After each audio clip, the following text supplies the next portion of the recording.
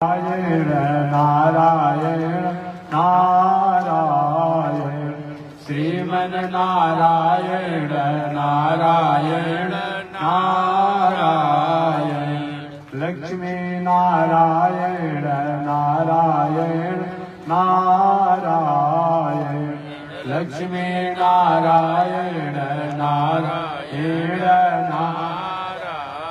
बोलिए श्री लक्ष्मी नारायण भगवान की। अनंताचार्य कृपया वेदांत द्वय पारगम रामकृष्णामृषद्भक्तं विश्वक्सेन मुनिं भजे। काषायं यज्ञसूत्रं शुचिवपुषि तथा चोर्ध्वपुण्ड्रं सवाले यस्यास्ते दक्षहस्ते कलिकुमतिगिरीन्द्रेन्द्रवज्रं त्रिदण्डं संसाराग्निप्रशान्त्यै मृतजलममलं दारुपात्रं पवित्रं श्रीविश्वक्सेनसूरे पदकमलयुग श्रेयशेषं श्रयामि। लक्ष्मीनाथ समारम्भा नाथयामुनमध्यमाम् अस्मदाचार्यपर्यन्तां वन्दे गुरो परम्पराम्। नारायणाय विद्महे वासुदेवाय धीमहि तन्नो विष्णु प्रचोदयात्। महालक्ष्म्यै च विद्महे विष्णुपत्न्यै च धीमहि तन्नो लक्ष्मी प्रचोदयात्। तन्नो लक्ष्मी प्रचोदयात्। परमाराध्य श्री लक्ष्मी नारायण भगवान नित्य वंदनीय पूज्य गुरुदेव श्री त्रिदंडी स्वामी जी महाराज के जुगल चरणों में कोटिशा नमन। भगवत भागवत आचार्य कैंकर्य पारायण महानुभाव वृंदावन से चलकर आए हुए जगत गुरु रामानुजाचार्य स्वामी चतुर्भुज जी द्वारा आप कथा श्रवण कर रहे थे। पावन भूमि पर पावन कथा को मैं भी निवेदन करते आ रहा हूं। पावन कथा प्रसंग अंतर्गत प्रथम दिन मैंने निवेदन किया था, चाहे कैसे भी परिस्थिति हो, अगर भगवान की शरणागति की जाती है तो निश्चित रूप में जीवों का मंगल होता है। आरता विषैणा शिथिलास्य वीथा घोरेषु च व्याधिषु वर्तमाना संकीर्तनारायण शब्दमात्रं विमुक्तदुःखा सुखिनो भवन्तु। आरता विषैणा, आर की स्थिति में भी भगवान की शरणागति किया जाए, चाहे विषाण की स्थिति में भगवान की शरणागति किया जाए। आरता विषैणा शिथिला सुविधा, या शिथिल अवस्था में भी भगवान की शरणागति किया जाए, या घोर संकट में भी भगवान की शरणागति किया जाए तो निश्चित रूप में जीवों का मंगल होता है। आर्त भक्त कौन है? गजेंद्र। आर्त भक्त गजेंद्र है जो जब कहीं से सहारा नहीं मिला, सहयोग नहीं मिला, कोई उसकी रक्षा नहीं कर पाया तो वह भगवान की पुकार किया। इसकी व्याख्या मैं आगे करूंगा। आरता विषैणा, विषाण भक्त कौन है? अर्जुन जी हैं। कुरुक्षेत्र के मैदान में हजारों हजारों लाखों लाखों वीर एक दूसरे के खूनों की प्यासे हैं, एक दूसरे के प्राणों पर बैठ जाइए ना, कि खड़ा क्यों जा रहे हैं? सब लोग बैठा रहे, अपने खड़ा हो जा रहे हैं। बैठे सब लोग, न तो जाना तो जाइए।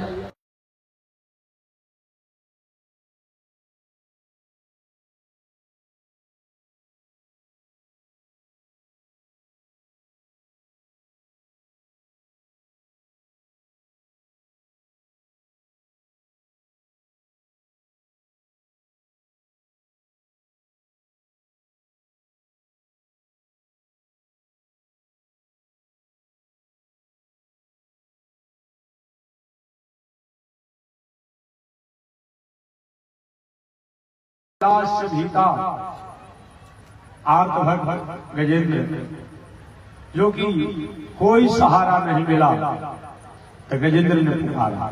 विशाल भक्त अर्जुन जी हैं, महाभारत के संग्राम में कुरुक्षेत्र के मैदान में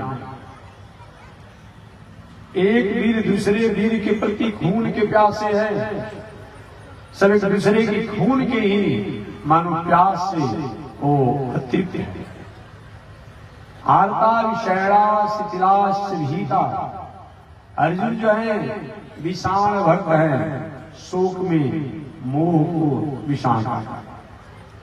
आर्ता विषैणा शिथिलाश्च भीता, और शिथिल अवस्था में अपना जब क्षमता काम नहीं करता है तब शिथिल हो जाता है।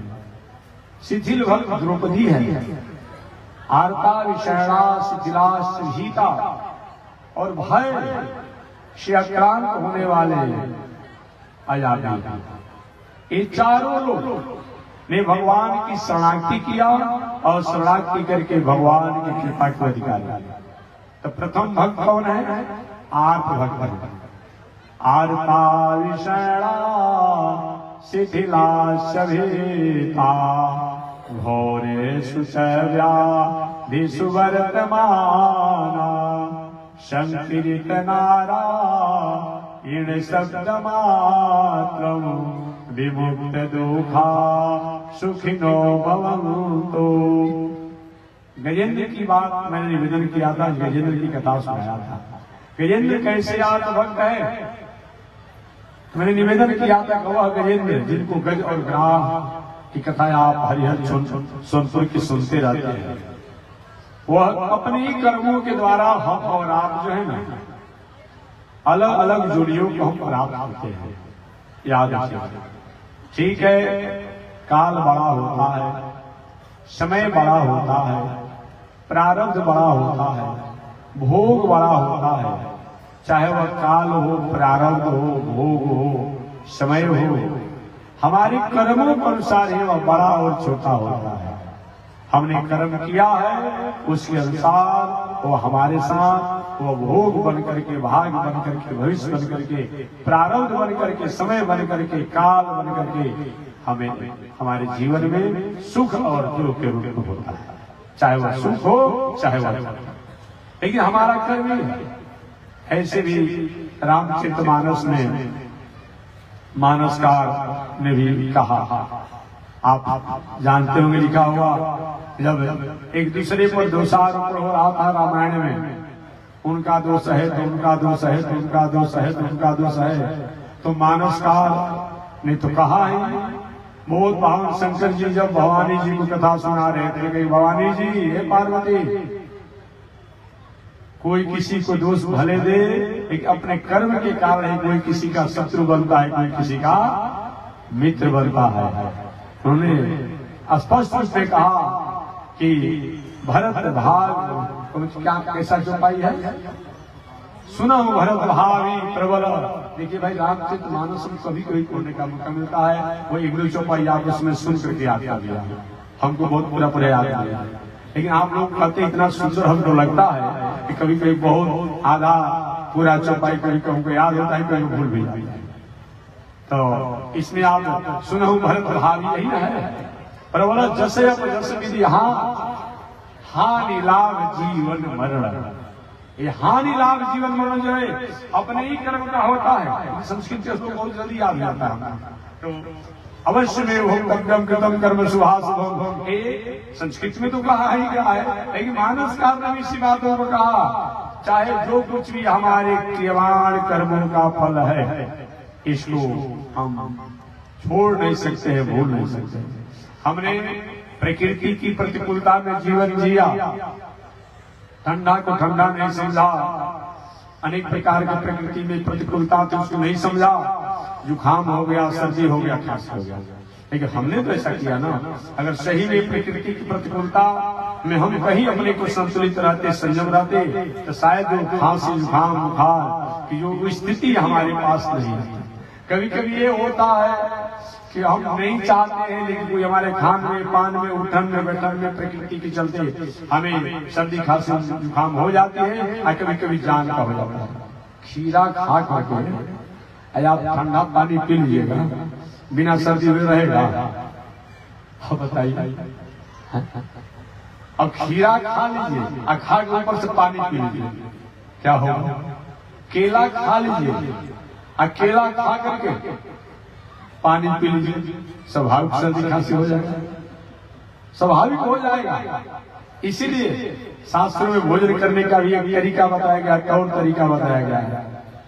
और बात तो छोड़िए ना, घी हो, चीनी हो, मधु हो, ऐसे चीजों को एक साथ मिलाकर खाइए ना, तो शरीर में विष जैसा काम कर जाएगा, क्योंकि सब तीनों अपने आप में अमृत है। अरे चीनी तो मीठा होता ही है, घी भी अपने आप अमृत ही है, और मधु तो मधु है ही, लेकिन तीनों का संयोग जब हो जाता है तो हमारे लिए वह विष जैसा काम करता है, अर्थात शरीर में अनेक प्रकार के रोगों को पैदा करता है। अरे और बात तो छोड़ा जाए, ये दूध हम खाते हैं, आप भी खाते हैं। ये दूध हालांकि आज एक फैशन चल गया है कि कोई भी याद रखना चाहिए आपको, कोई भी दूध के पदार्थ हो, छेना हो, अमुक हो, चाहे दूध हो, दूध और नमक के पदार्थों को एक साथ संयोग करके मेडिकल साइंस के अनुसार, आयुर्वेद के अनुसार और शास्त्र के अनुसार नहीं खाना चाहिए। मेडिकल साइंस के अनुसार बहुत दिनों तक कहीं दूध के पदार्थों को और नमक को एक साथ अगर हम खाते हैं तो कभी न कभी हमारे शरीर में इसके चलते चर्म रोग, कुष्ठ रोग या किसी न किसी प्रकार का ऐसी विषम परिस्थितियों का सामना करना पड़ सकता है। शास्त्र से कहा गया है कि अगर दूध नमक को एक साथ खाया जाए, जैसे शराब पीने का, मांस खाने का दोष है, उतना ही दोष है। धर्मशास्त्र ने बात कहा, आयुर्वेद ने, मेडिकल साइंस ने कहा, लेकिन आज एक फैशन चला हुआ है। एक और बात मैं बता दूं, व्यवहारिक बात, जो भी आज के भाई बालक हैं, बालिकाएं हैं, पढ़ने लिखने वाले हैं, पढ़ते रहते हैं, जॉब करते रहते हैं, समय नहीं मिलता है कि अपने से भोजन बना ले, कहीं खा ले। अब फुल टाइमर है, कभी कभी बहुत देर तो पढ़ना लिखना पड़ता है, ड्यूटी करना पड़ता है, तो लोग क्या करते हैं, याद रखिएगा, खाटा हो, नींबू का, इमली का, कढ़ी इत्यादि जो कुछ हो, कढ़ी खाटा हो, खीर हो, दूध हो, और ऐसी चीजों को, और भी कुछ थोड़ा इधर उधर चटपट जो खाते रहते हैं, कड़वा हो, कसाय हो, सभी भोजन को एक साथ अगर योग होता है बार बार, तो शरीर में कहीं न कहीं चर्म रोग और कुष्ठ रोग होने की संभावना होती है। किडनी में इन्फेक्शन, लीवर में इन्फेक्शन, हार्ट में इन्फेक्शन होने की संभावना बढ़ सकती है।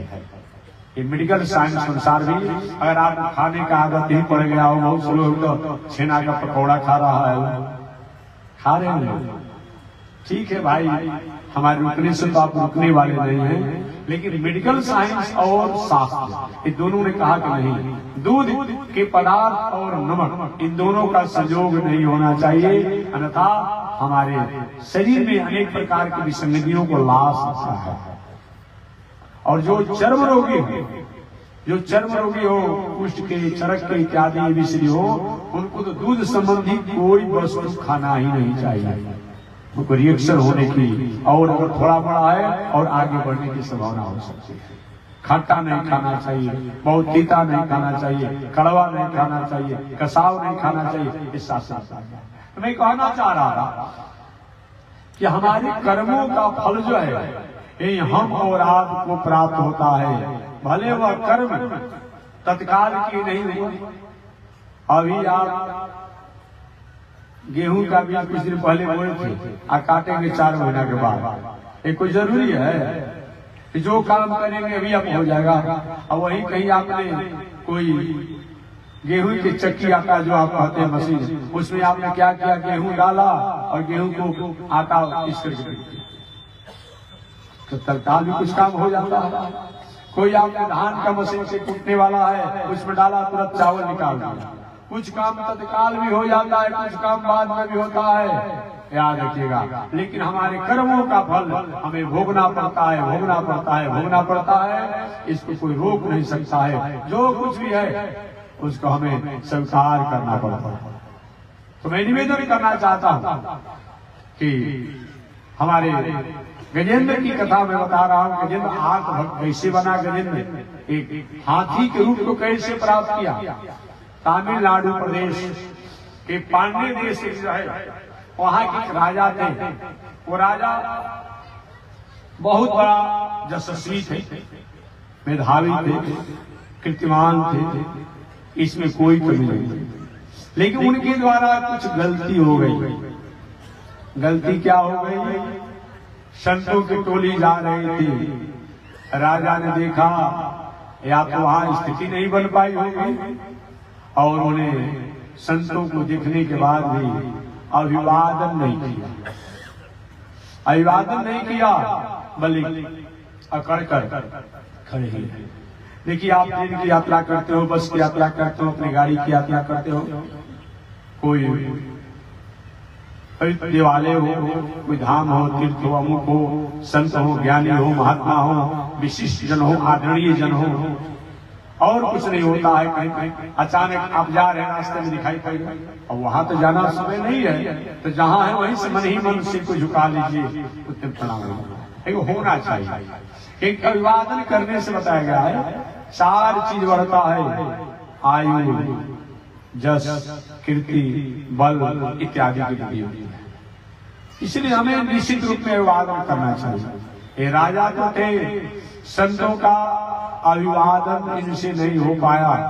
जान कहीं अनजान कहीं गलतियां हो गई, परिणाम क्या हुआ? संत महात्मा तो बहुत कुछ नहीं बोले, लेकिन जो न्याय करने वाले न्यायाधीश है उनके द्वारा नहीं चला जा सकता। आप किसी न्यायाधीश के पास जाइएगा, देखेंगे, और उनकी जो एक प्रोटोकॉल है उसके तहत नहीं रहने पर या तो डांट सुनना पड़ता है, या तो कुछ न कुछ आपको जुर्म कर दिया जाता है कि ऐसा तुमने अपराध किया। वहां जाना है तो चाहे सीएम साहब हो, चाहे पीएम साहब हो, लेकिन न्यायाधीश के पास जब जाएंगे तो वहां उनका एक प्रोटोकॉल है, उस प्रोटोकॉल को पालन करना पड़ता है। कोई कहे नहीं हम तो बहुत बड़े आदमी हैं, समाज सेवी नहीं करेंगे, तो आप पर फौज हो जाएगा, समन हो जाएगा, बहुत प्रकार की आप पर विधा से आपको उसमें जूझना पड़ेगा। इसीलिए कोई भी ऐसा महापुरुष हो तो उनके प्रति भले ही संत महात्मा कुछ नहीं बोले, लेकिन धर्म का निर्णय करने वाले जो धर्मराज है। देखिए, धर्मराज का 2 काम है, बात समझिएगा। जब धर्मराज धर्म का काम देखते हैं, शरीर के काम देखते हैं, तो धर्मराज कहलाते हैं। न्याय का काम देखते हैं तो धर्मराज कहलाते हैं। और वही धर्मराज जब नरक लोक में जाते हैं, कैदियों को, अपराधियों को जब कहीं दंड का उद्धार करना होता है तो जमराज कह जाता है। उन्हीं का दोनों नाम हो जाता है। नरक में जमराज कहे जाते हैं, और जब न्याय और धर्म का काम करते तो धर्मराज कहे जाते हैं। जैसे एक उदाहरण मैं आपको देखो, हमारे देश के जो उपराष्ट्रपति होते हैं, हमारे देश के, भारतवर्ष के जो उपराष्ट्रपति होते हैं, सब बहुत ऐसा पद होता है। एक उदाहरण मैं देता हूँ। हमारे देश के जो उपराष्ट्रपति होते हैं वो कहीं पद पर रहते हैं तो उपराष्ट्रपति के पदों से जाने जाते हैं, और वही कहीं राज्यसभा में जाएंगे तो राज्यसभा का सभापति कहलाते हैं। आपने पढ़ा होगा, जाना होगा, तो जानना भी चाहिए, ये जानना चाहिए। ऐसे बहुत जगह ऐसा काम होता है, बहुत जगह ऐसे प्रावधान हमारे देश में भी है इसके तहत। और नहीं, जो राष्ट्रपति जो होते हैं, वो राष्ट्रपति जो होते हैं, राजपाल, जो राजपाल जो होते हैं वो क्या होते हैं? कुलाधिपति कहलाते हैं। अब कहीं वहीं विश्वविद्यालय में आ जाते हैं तो एक अलग पदों से सुविध होते हैं, आज के प्रदेश में काम करते हैं एक अलग पदों से हो जाते हैं। ऐसे बहुत जगह ऐसा कार्यक्रम चलते रहता है, वैसा ऐसा सिस्टम है। तो जमराज जब स्वर्ग का काम करते हैं तो धर्मराज कहलाते हैं, न्याय का काम करते हैं तो धर्मराज कहलाते हैं, और जब नारकी जीवों के लिए जब नरक का काम करते हैं तो जमराज कहलाते हैं। ऐसे यमराज ने कहा कि नहीं तो अनुशासन विहीनता है, तो इस पर जैसा अनुशासन विहीनता का पर जैसा दंड का प्रावधान हो वैसा करना चाहिए। वहीं पांडे देश के राजा को मर करके अगले जन्म में हाथी बनना पड़ा। हाँ, ऐसा वैसा हाथी नहीं, बहुत 10,000 हाथियों का बल हो ऐसा मतवाला हाथी के रूप में इनको जन्म लेना पड़ा। यह गजेंद्र हरिहर क्षेत्र सोनपुर में घूमते फिरते जंगलों से होते हुए ये हरिहर क्षेत्र में आए। इस हरिहर क्षेत्र में उस समय बहुत अपूर्व नैसर्गिक छटा थी। हरिहर क्षेत्र सोनपुर का आज तो पर्वत है नहीं, पहाड़ है नहीं, पर्वत के कुछ शिखरें थी। उन शिखरों के नीचे सुंदर मनोहर उपवन था, वन था, और उस सुंदर उपवन वन के सन्निकट एक सरोवर था। एक गंडकी नदी तो है ही, एक सुंदर उपवन के सामने एक सरोवर था, और उस सरोवर में हंस से लेकर के अनेक पंछियों जो हैं अपना कलरव भी करते और अपना डेरा भी डालते। जो भी जंगल में रहने वाले जीव होते समय समय से आकर के वहां जल पीते, अपने थकान को मिटाते, स्नान करते और उस तराई में रहकर के जीवन जीते। एक दिन गजेंद्र अपने सैकड़ों बाल बच्चों के साथ, हाथी हथिनियों बाल बच्चों के साथ उस सरोवर के पावन तट पर आए। और पावन तट पर आने के बाद गजेंद्र ने सबसे पहले तो जल को पान किया। उनकी पत्नियां भी जल को पान की सरोवर में, उनके छोटे छोटे बच्चे हाथी हथनिया रूप में जो थी वो भी जल को पान किए और धीरे से पुनः जल में प्रवेश किए। सरोवर में अथाह जल था, और जब किए एक दूसरे पर जलों को फेंक करके और जल क्रीड़ा करने लगे। इससे भी नहीं हुआ तो सूर्य से रगड़ रगड़ करके एक दूसरे को स्नान कराने लगे। हमेशा हम और आपको चाहिए जीवन में कितना भी ऐश्वर्य वैभव कीर्ति सब कुछ हो जाए, लेकिन हमें अपने वक्त काल और मृत्यु को जरूर याद रखना चाहिए। गृहीव इव केशेषु, काल में मृत्यु ने हमारी चोटी को पकड़ रखा है। कब हम काल के गाल में चले जाएंगे इसकी कोई गारंटी नहीं है। महाराज जी ब्राह्मण देवता ज्योतिष जी ने कुंडली बनाया है, बहुत अच्छी बात है, मानिए, रखिए, बनवाइए, लेकिन कोई जरूरी नहीं है कि जो भी कुंडली में लिखा है सारा का सारा भाग फल हमारे लिए है और हमारे पर लागू हो जाएगा। 27 नक्षत्र और 24 घंटा और 7 दिन के अंतराल में, घंटा मिनट सेकंड के अंतराल में 84 लाख जोनियों के भागफल को तय करना है प्राणियों के, तो सब कुछ हमारे साथ लागू हो जाएगा। ऐसी बात कुछ हो भी सकता है, कुछ नहीं भी हो सकता है। ये विचार करके कुंडली तो जरूर बनवाना चाहिए, कुंडली जरूर बनवाना चाहिए। भागफल को मानिए, लेकिन इतना ही है और मेरे जीवन का सारांश केवल इतना है, इससे काम नहीं चलेगा। बहुत तो कुंडली क्या बनवाते हैं महाराज, हमारे घर में बेटा हुआ था, कब हुआ था, अब तो घड़ी के सुई 12:05 से 12:10 के बीच में थी, अब 12:05 से 12:10 के बीच में उसी के अनुसार बनाया जा रहा है, उसी के अनुसार बना। भागफल में थोड़ा बड़ा अंतर तो ही जाएगा। आज ऐसा अगर नहीं होता तो वशिष्ठ जी जैसे ज्ञानी, जो कि बहुत बड़े ज्ञानी है, कोई सामान्य ज्ञानी नहीं है, वशिष्ठ जी जैसे ज्ञानी द्वारा राम जी की राज तिलक का मुहूर्त बनाया गया, तय किया गया था। ये सामान्य ज्ञानी की बात नहीं है। सो गोसाई जो विधिगति छेके, एक कौन है वशिष्ठ जी? सो गोसाई जो विधिगति छेके। सो गोसाई, गोसाई का मतलब होता है जो वर्तमान भूत भविष्य तीनों कालों का जो अनुभवी हो, उनको गोसाई कहा जाता है। जो ब्रह्म ज्ञान, जगत ज्ञान और शास्त्र ज्ञान में निपुण हो, उनको गोसाई कहा जाता है। तो सो गोसाई जो विधिगत छेके, विधि माने ब्रह्मा गति माने ब्रह्मा के लेखनी पर, ब्रह्मा के विचार पर, ब्रह्मा के दर्शन पर भी अपने विचार को अभिव्यक्त करने में जिनका अधिकार प्राप्त हो, ऐसे हमारे वशिष्ठ ऋषि जो है उनके द्वारा राम जी के राज तिलक का मुहूर्त बनाया गया था, मुहूर्त निकाला गया था। कल राम जी को राज तिलक होना है, अब हो गया वनवास। अब बताइए कैसे हम कहते हैं? अब इससे बड़ा और क्या हो सकता है? आज के अगर पुरोहित जी होते तो उनका गांव में छूट जाता। कैसा मुहूर्त बनाया महाराज जी, ऐसा हो गया, उनको गांव छोड़कर भागना पड़ता। लेकिन जब राम जी लौट करके आए तो सबसे पहले गुरु वशिष्ठ कुल पूज्य हमारे, जिनकी कृपा धनुज रण पारे। भगवान ने सबसे पहले उनको प्रणाम किया, क्या गुरु जी की कृपा से ही राक्षसों का संहार हुआ।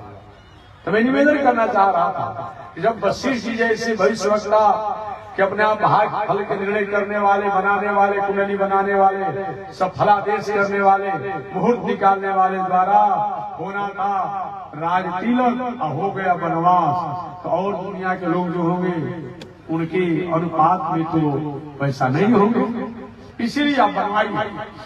लेकिन बनवाने के बाद भी हमेशा याद रखिए, मृत्यु ने मेरी चोटी को पकड़ रखा है, गृहीव ईव केशेषु, हमारे केश को, हमारे चोटी को मृत्यु काल ने पकड़ रखा है।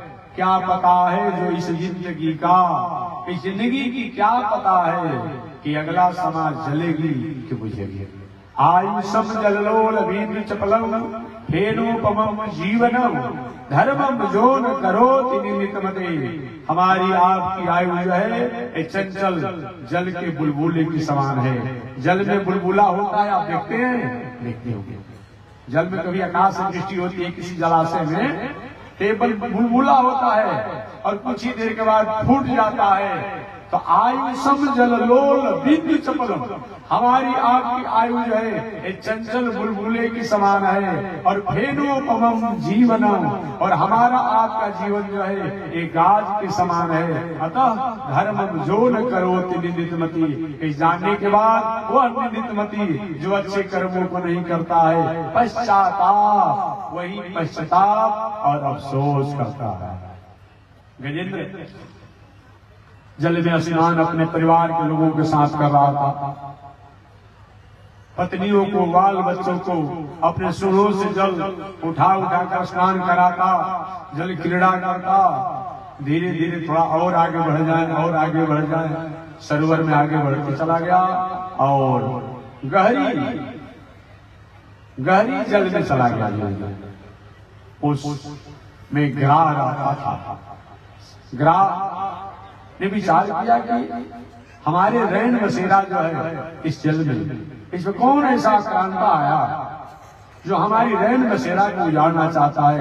हमें जब से कुछ समय से देख रहे हैं जल में उपद्रव हो रहा है, चहल पहल हो रहा है, कौन ऐसा है। उसने अनुभव किया तो हुआ कि एक जीव है। उसने क्या किया, उस गजेंद्र के पैरों को पकड़, जब गजेंद्र के पैरों को पकड़ करके खींचने लगा तो ये लगा, अच्छा इसको पता नहीं है तो इस जंगल का राजा हूं। सिंह भी, बाघ भी, जो जीव जंतु अपने को हिंसक भयावह मानते हैं, वो भी जब मैं चलता हूं तो मेरी जयकारी लगाते हैं, मेरे आगे पीछे चलते हैं। शायद इस ग्राह को मेरे बल का था नहीं है, पता नहीं है। इस कुछ देर के बाद आकर क्षमा मांग लेंगे। देखिए, छोटी भी परिस्थितियां अगर आपके पास हो तो छोटी परिस्थितियों को छोटा मत मानिए। तिनका कबहु न निंदिए, पढ़े हैं आप लोग, तिनका कबहु न निंदिए जो पायंतर हो। तिनका को कभी तिनका मत समझिए, वह तिनका कभी कभी अंदर तूफानों के साथ छोटा सा धूलकण हमारे आंखों में पड़ जाता है तो आंख की इन्फेक्शन को बढ़ा देता है, आंख की परेशानी को बढ़ा देता है। तो छोटा को छोटा मत समझिए, छोटा को छोटा मत समझिए, ये बताया गया है। इसलिए शायद गजेंद्र के जीवन में छोटी परिस्थितियां आई थी, अगर उससे सजग हो गया तो जल से बाहर निकलता, घोड़ों को झाड़ देता, पैरों को झाड़ देता तो हो सकता है। संकट से कहीं उबर सकता था। लेकिन गजेंद्र का कोई पकड़ा होगा, शायद हमारे बल को नहीं जानता होगा और हमसे आकर क्षमा मांगेगा। अब ग्राह धीरे धीरे अपने बल का प्रभाव, अपने स्वभाव का प्रभाव, अपने कर्म का प्रभाव गजेंद्र पर दिखाने लगा और उस खूनों को पीने लगा। कभी गजेंद्र जल में आगे खींचता, कभी ग्राह जल में आगे खींचता, तो गजेंद्र कभी किसी की तरफ हटता, वो भी खींचा जाता ग्राह कभी कभी। ऐसे यह संग्राम बहुत दिनों तक चला। शास्त्रों में तो सैकड़ों वर्ष, हजारों वर्ष कहा गया है, लेकिन बहुत दिनों तक चला, बहुत दिन तक संग्राम चला। लगभग गजेंद्र का बल कमजोर हो गया, बिना खाए बिना पिए जल में था। अब धीरे धीरे शरीर कमजोर हो रहा। कभी कभी कथा व्यासों द्वारा कथा सुनते हैं, जब हमारे जीवन में हमें कहीं घंटियां, हमें संकेत होने लगे तो धीरे धीरे हमें सजग हो जाना चाहिए।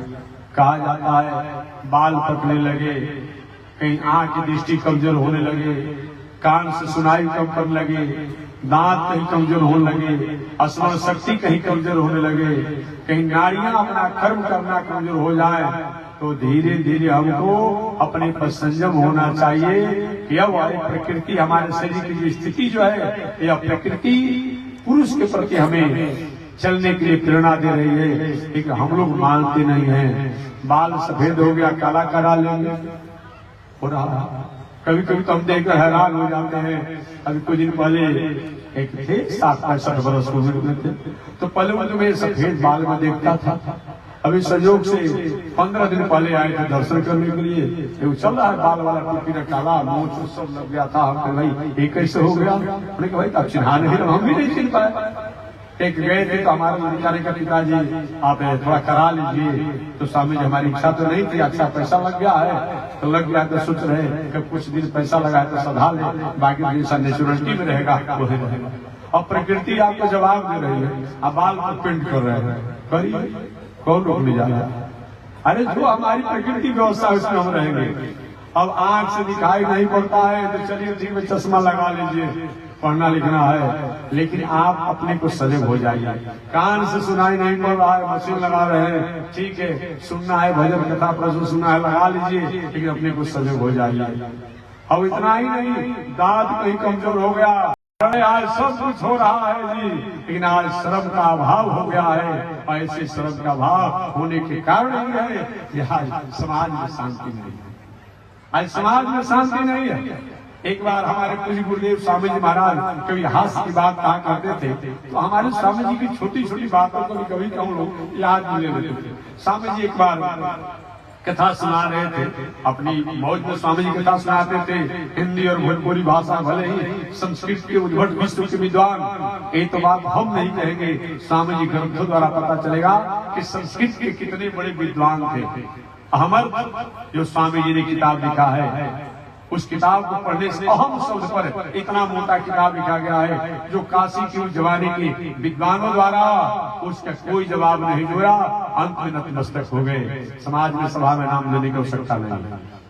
कितने विद्वान थे, गीता पर उन्होंने टीका किया, 10 उपनिषद पर टीका किया, लेकिन जब कथा कहते थे हिंदी और भोजपुरी में, मालूम पड़े स्वामी जी की कितनी सरल और सहज भाषा, सरल भाषा।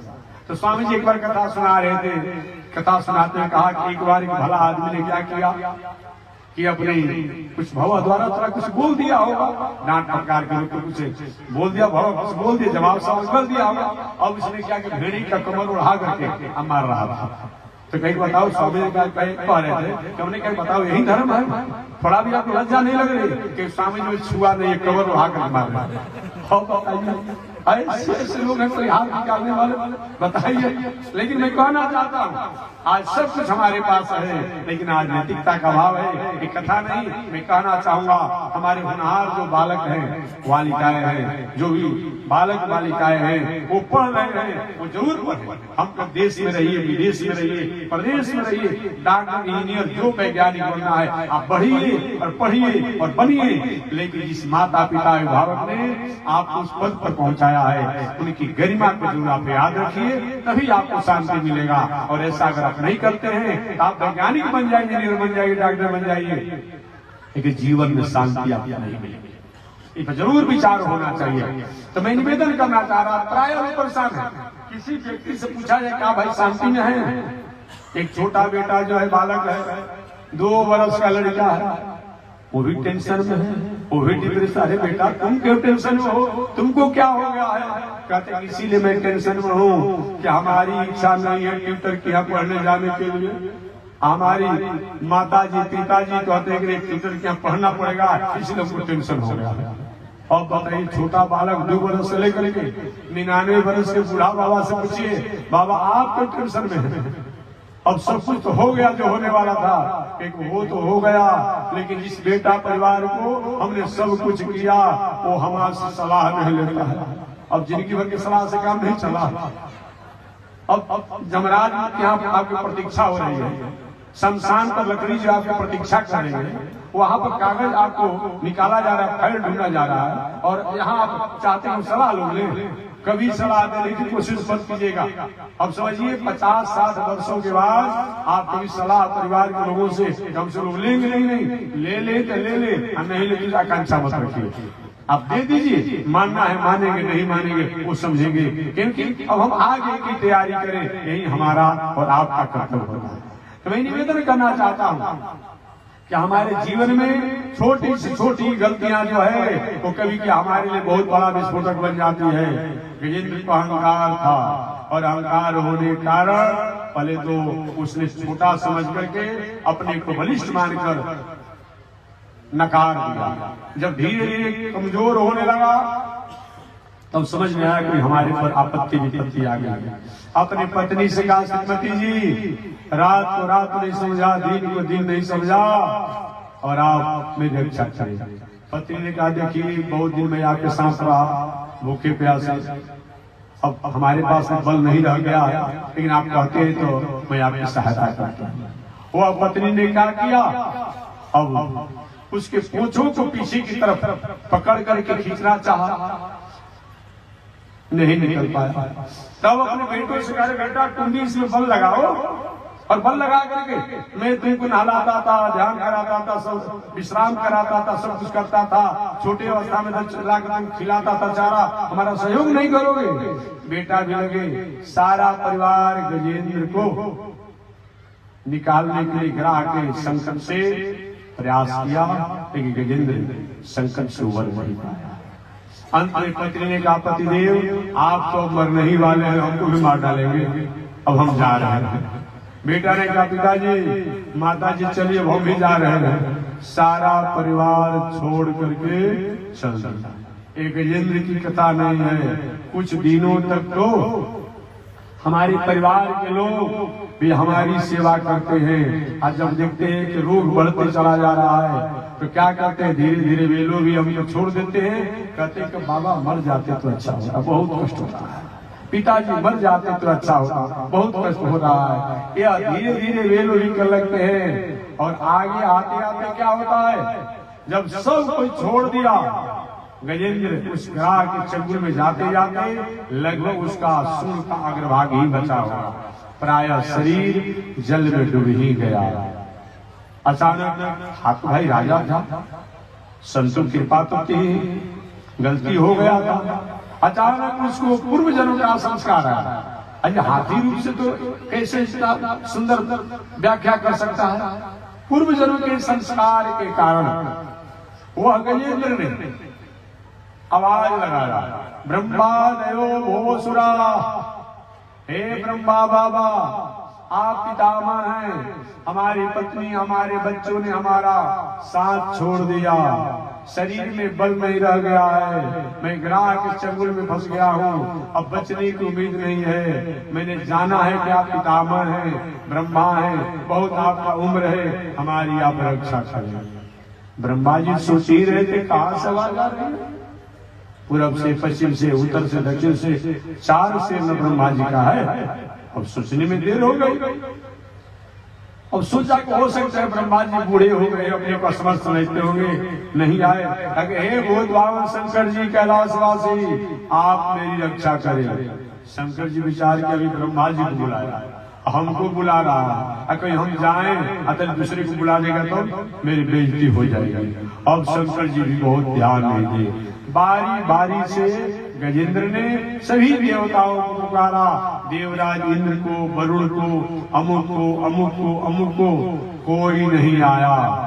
जब कोई नहीं आया तब गजेंद्र को यह ज्ञान हुआ, इस दुनिया हम तो बहुत समय बिता दिए, हम जिन जिन को पुकारा वे दुनिया में किसी के सहायता करते ही नहीं हैं, वे तो हमारे फल को भोगते हैं, हमारे जजन पूजन को स्वीकार करते हैं। सही में दुनिया का कोई रक्षक है और त्राण करने वाला है, रक्षा करने वाला है, वह तो नारायण है, वह तो हरि है, वह तो भगवान है, वह तो विष्णु है, वह तो घट घट में पल पल में क्षण क्षण में रहने वाले हैं, वही गजेंद्र है। एवं वस्तु बुद्धा इत्यादि बताया गया है। कहा कि हे परमात्मा, हे परमेश्वर, हे प्रभु, हे सर्वेश्वर, हे अखिल जगत के नियामक और नियंता, जो पूरी दुनिया के नियामक और नियंता हैं, जो इस दुनिया को प्रकट करते हैं, पालन करते हैं, संहार करते हैं और मोक्ष करते हैं, जिनके द्वारा ये दुनिया फलती है, फूलती है, विकसित होती है और अंत में जाकर उनमें लय हो जाती है, जिनके कृपा से,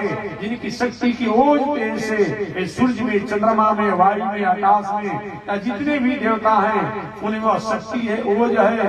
ऐसे उन परमात्मा को मैं बार बार प्रणाम करता हूँ, उनकी मैं शरणागति करता हूँ। ये गजेंद्र ने अभी नाम नहीं रखा, जो दुनिया करने वाला है। उस समय भगवान भोजन जिम रहे थे, लक्ष्मी जी जिमा रहे थे। भगवान ने कहा देवी जी जल्दी चाहिए, मेरे भक्त पर संकट पड़ा है, मुझको पुकार रहा है, मैं जा रहा हूं।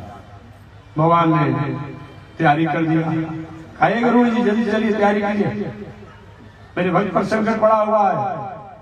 गरुड़ जी भी कोई समान कहे नहीं। आप जानते होंगे कश्यप ऋषि की एक पत्नी का नाम है बिंता। कश्यप ऋषि की एक पत्नी का नाम है बिंता। और बिंता के दो पुत्र हैं, अरुण जी और गरुड़ जी। बिंता के पुत्र हैं अरुण जी और गरुड़ जी। तो अरुण जी जो है सूर्य के सारथी का काम करते हैं, और गरुड़ जी जो है ये भगवान के सेवक और दूत और मंत्री का काम करते हैं। वेदात्मा वियगेश्वरो जवनिका माया जगन मोहिनी। जब ये गरुड़ जी चलते हैं तो वेदात्मा वियगेश्वरो जवनिका माया जगन मोहिनी। इनके गरुड़ के पंखों से आवाज निकलता है, जरूर शाम का आवाज निकलता रहता है। वेदात्मा वियगेश्वरो जवनिका माया जगन मोहिनी। ऐसे गरुड़ जी को भगवान ने कहा गरुड़ जी जल्दी चलिए आइए। गरुड़ जी के बाद मैं भी तो कुछ हूँ, मेरा भी कुछ अस्तित्व है। जब त्रिलोकीनाथ जी को कोई बात होती है तो हमको याद करते हैं, हमारे पर सवारी करते हैं, ठीक है प्रभु मैं आ रहा हूं। भगवान समझे कि गरुड़ को भी अहंकार के ग्राह ने पकड़ लिया। गजेंद्र को तो ग्राह ने पकड़ा है, जल का ग्राह पकड़ा है, और मेरे भक्त गरुड़ जी, मेरे सेवक गरुड़ को, मेरे सवारी गरुड़ को अहंकार रूपी ग्राह पकड़ लिया है। तो चले इनके पहले अहंकार को ही दूर करना है। अब भगवान के बिना गरुड़ जी को लिए ही चल। अब चल दिए भगवान। अब जब चल दिए तो सोचे कि कहीं चलते हैं, और जाते ही जाते कहीं गजेंद्र का विश्वास हट जाए तब क्या करेंगे। भगवान ने जरूर चले, चलते समय सोचे नहीं पहले चक्र को छोड़ दो, और चक्र को भगवान ने छोड़ दिया। जैसे कोई व्यक्ति कोई संकट में हो, गंगा जी डूब रहा हो, कोई नौका इधर घटना में हो, अच्छा मैं आ रहा हूँ, भले वो दूर है लेकिन उनको विश्वास हो जाता है। भगवान ने कहा माँ भय सी डरो मत, माँ भय सी डरो मत, मैं आ गया। और भगवान कहे विष्णु चक्र आया, और चक्र ने ग्राह का कल्याण कर दिया, ग्राह का उद्धार कर दिया, और गजेंद्र को भगवान को उबार दिया। भगवान को जब देखा, गजेंद्र ने बहुत प्रकार से स्तुति किया। वही स्तुति को महाभारत में भी है और श्रीमद् भागवत महापुराण में भी है। इसको हम लोग गजेंद्र मोक्ष स्तुति के नामों से जानते हैं। हमारा भारतीय दर्शन, हमारा वैदिक दर्शन जो है, मानव की बात तो छोड़ दीजिए, अगर पशु भी अच्छा बात कहता है उसको भी हम अपने जीवन के दिनचर्या में रखते हैं। एक बार मैं झारखंड प्रदेश में था, एक आदिवासी जी ने कहा कि स्वामी जी हम लोग प्रकृति की पूजा करते हैं। हमने कहा कि हमसे आप अधिक प्रकृति की पूजा करते हैं, हमसे आप अधिक प्रकृति की पूजा करते हैं। हम जितना प्रकृति की पूजा करते हैं आप उतना पूजा अधिक नहीं करेंगे।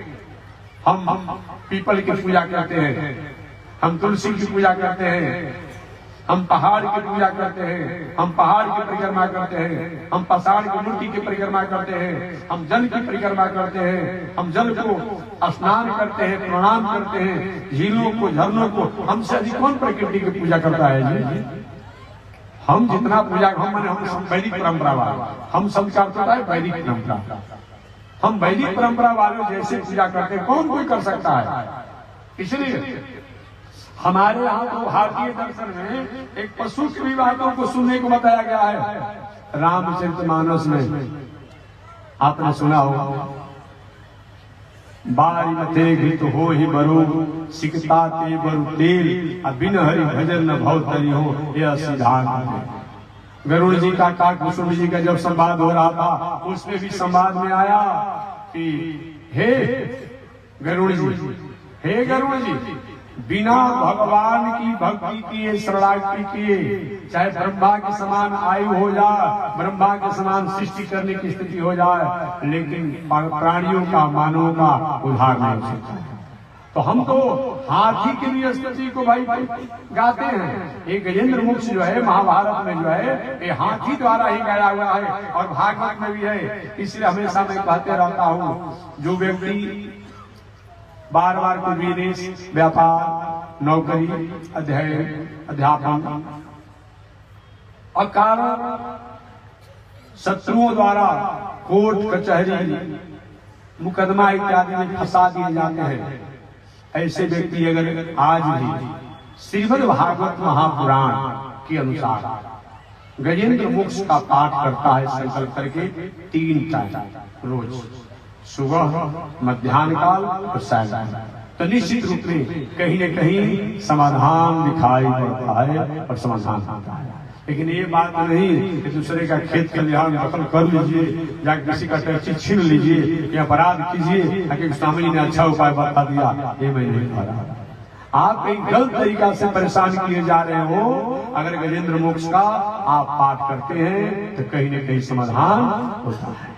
आज 3 टाइम करना चाहिए। इतना ही नहीं, कोई विषम परिस्थितियों में संकट में पड़ा हुआ हो, गजेंद्र मोक्ष का अगर निश्चित रूप पाठ करता है तो संकट का समाधान का कोई न कोई रास्ता निकलता है। ये विचार करके आज भी गजेंद्र मोक्ष का पाठ करना चाहिए। तो अभी तो वर्तमान में गीता प्रेस द्वारा एक छोटा सा हनुमान चालीसा जैसा किताब अलग निकाल दिया गया है भागवत में से, और उसके पाठों को अगर आप करते हैं तो निश्चित रूप में मंगल होता है। 3 काल करना चाहिए।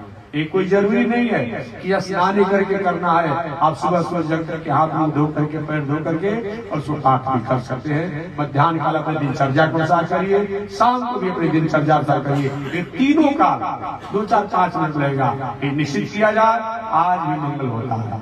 गजेंद्र ने स्तुति किया और स्तुति के फलस्वरूप भगवान ने उस ग्राह का उद्धार किया और गजेंद्र को मुक्त किया। गजेंद्र को मुक्त करने के बाद भगवान सोचे, मेरा ये भक्त गरुड़ जी का क्या होगा कि गरुड़ जी आपको अहंकार हो गया है, तो मैं त्रिलोकीनाथ को लेकर बोलता हूँ, इधर आओ। बोला ये प्रभु, भगवान ने अपना एक अंगूठा जो है वो गरुड़ जी पर रख दिया। उड़िए, अरे प्रभु बैठ जाइए ना, बैठ जाइए। नहीं, आप उड़िए। और गरुड़ जी पूरे पंखों को फड़फड़ाते रह गए, जमीन से ऊपर नहीं उड़ पाए।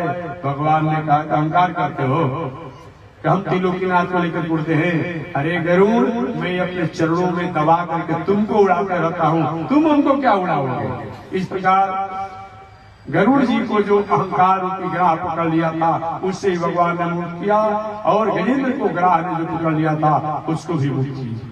अब इन पावन कथा से पता चलता है कि जिस विषम परिस्थिति में कोई देवता हाथ उठा दिए, सभी देवता लोग, गजेंद्र के परिवार के लोगों ने हाथ उठा दिया, सब लोगों ने हाथ उठा दिया, उस संकट में भगवान उस गजेंद्र की रक्षा किए। इसलिए चाहे आर्थ की ही परिस्थिति क्यों न हो, अब दुनिया के लोग कहीं हाथ उठा दें, कहीं मुंह मोड़ ले, उस स्थिति में भी अगर आप परमात्मा की शरणागति करते हैं तो निश्चित रूप में उद्धार करते हैं, मंगल करते हैं। ऐसा जानकर हमें शरणागति करनी चाहिए।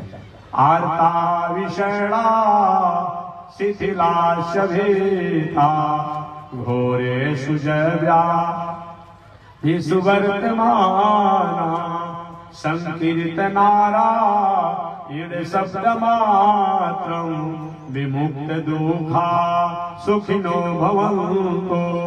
आप स्थिति में गजेंद्र ने भगवान की शरणागति करके और अपना उद्धार प्राप्त किया, उद्धार किया। विशाल की स्थिति में अर्जुन ने अपना उद्धार किया। अर्जुन विशाल भक्त है, इसकी कथा कल मैं बताऊंगा।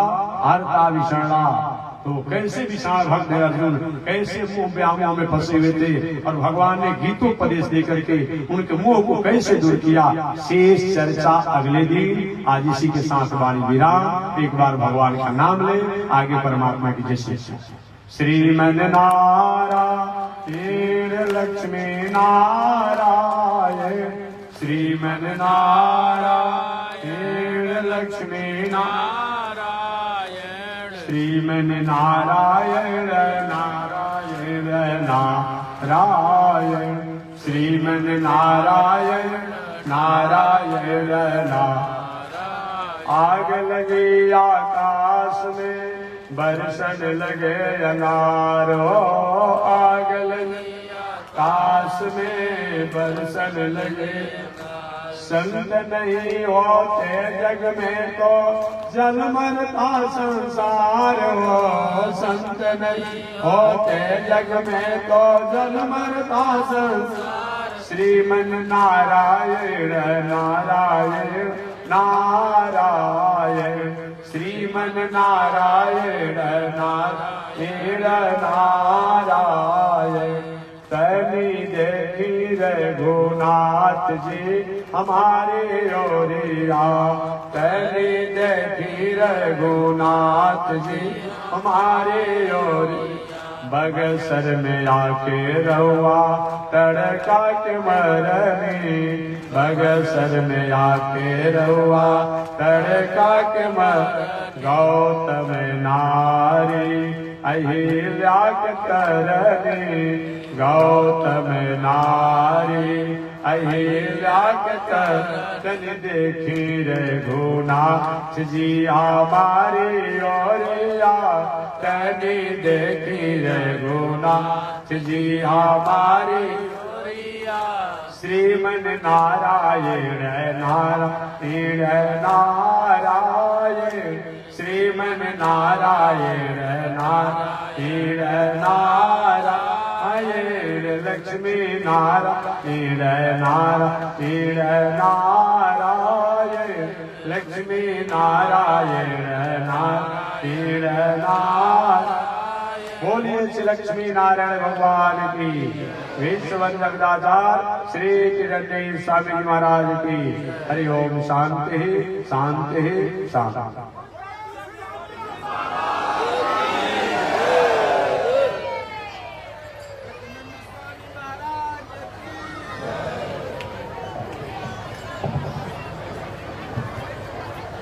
ओम चंद्रमा मनसो जात, चक्षो सूरजो अजायत, श्रोत्राद्वायुष प्राण समुगा।